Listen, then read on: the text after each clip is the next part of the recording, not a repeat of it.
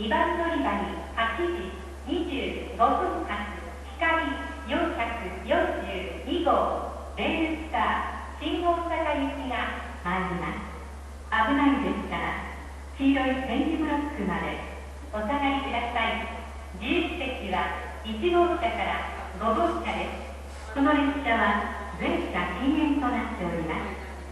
車内でおタバコはお吸いいただけません。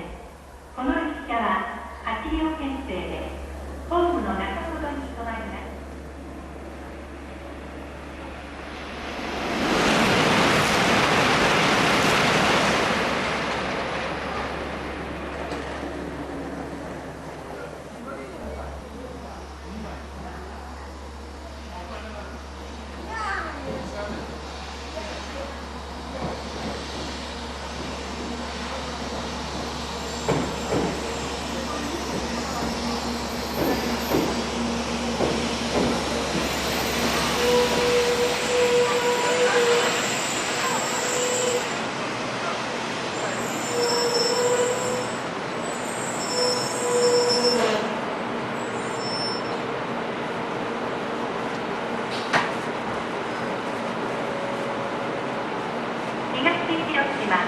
東広島です。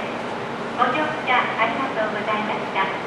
この列車は8時25分発光442号レール